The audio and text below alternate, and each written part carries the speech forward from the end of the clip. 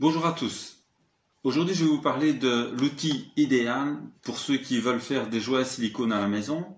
Un idéal pour tous les jouets de silicone. Je vais vous parler de ceci. Alors, qu'est-ce que c'est? Nous allons le déballer ensemble. Nous allons voir comment on l'utilise et ce qu'il faut faire, ce qu'il ne faut pas faire. Donc, je vais vous donner des conseils, des bons conseils afin de réaliser vos jouets le mieux possible, nous allons dire à la perfection. Donc je vous montre vraiment comment faire des jouets parfaits avec cet outil.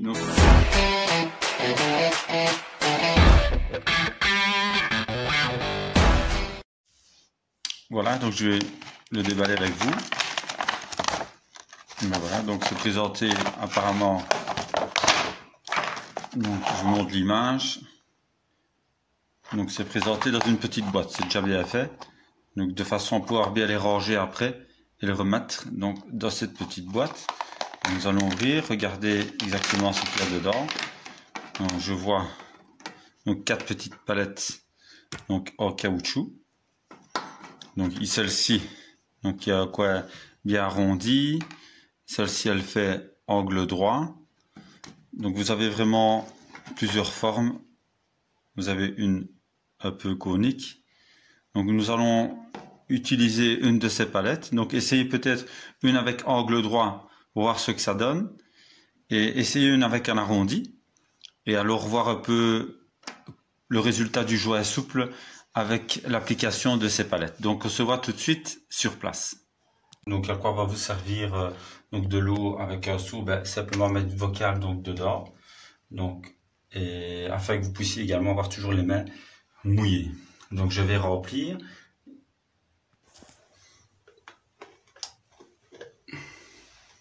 Donc remplissez toujours d'une façon régulière mais légèrement débordante.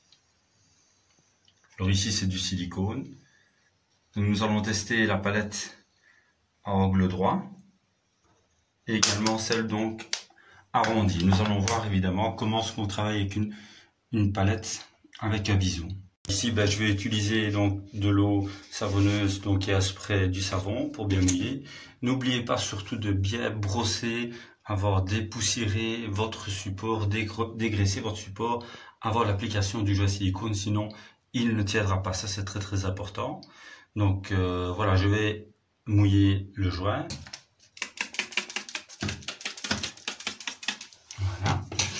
Et alors maintenant nous allons voir comment on utilise cette petite palette.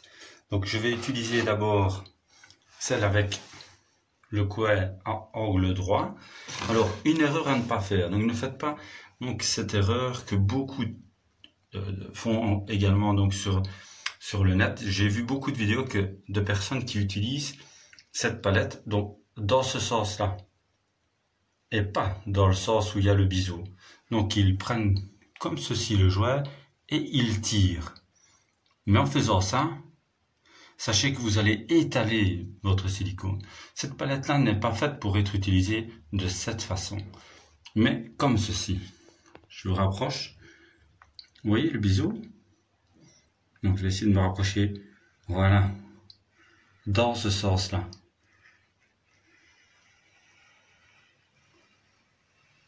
Et uniquement dans ce sens-là.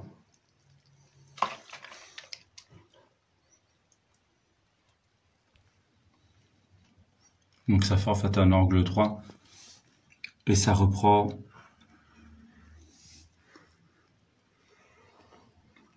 vous voyez,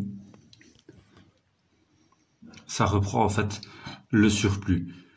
La différence avec un bâton de bois comme je fais d'habitude, c'est que ici le jouet est d'angle droit avec votre carnage parce que la palette est d'angle droit. Donc comme je vous ai montré, si vous la mettez bien d'angle droit, elle va prendre le surplus. Voilà. Voilà, comme vous pouvez voir, le jouet est très discret parce qu'il fait angle droit en fait avec cette palette. Donc c'est celle-ci qu'on a utilisée. Donc on a mis contre le mur et alors on l'utilise toujours dans ce sens-ci, jamais dans ce sens-là. Donc c'est une erreur donc qu'il ne faut pas faire. Alors votre jouet est vraiment donc d'angle droit. Alors maintenant nous allons faire le test avec la palette légèrement arrondie pour voir la différence. Voilà, donc toujours bien mouiller donc sa palette, et alors nous allons faire le coin donc légèrement arrondi, donc celui-ci. Voilà. Donc de la même manière on fait avec le biseau. Donc dans ce sens-là, on ne tire pas dans ce sens-là, sinon nous allons étaler de nouveau donc le silicone.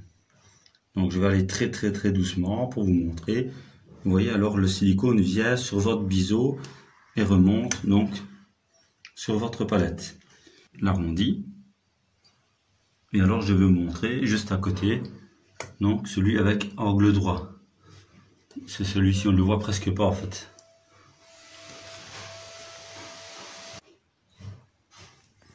Donc on voit comme une différence donc avec l'arrondi qui est le jouet est plus ressortant, donc c'est à vous à choisir comment vous préférez. Donc moi personnellement je préfère légèrement arrondi, mais bon c'est question de goût. Alors maintenant l'avantage d'avoir une petite boîte, ben, c'est qu'on peut les ranger, donc nettoyer ces palettes et les remettre dans cette petite boîte. Donc ça c'est génial, comme ça vous les retrouverez, vous retrouverez vos outils donc à chaque fois. Alors voilà, donc une fois le travail terminé, donc vos palettes bien rangées, donc vous retrouverez à chaque fois vos outils donc bien à sa place. Voilà.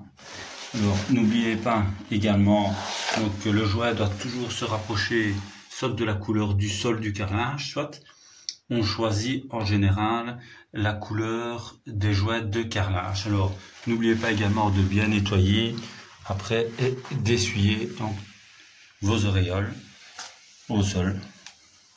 Ça évitera déjà les taches donc de savon et vous ferez un travail propre. Donc si vous aimez mes vidéos, n'oubliez pas de les liker, d'appuyer sur le petit pouce bleu et de vous abonner, donc de me soutenir. Donc c'est avec plaisir donc, que je fais ces vidéos. Donc on se voit à la prochaine vidéo et à bientôt.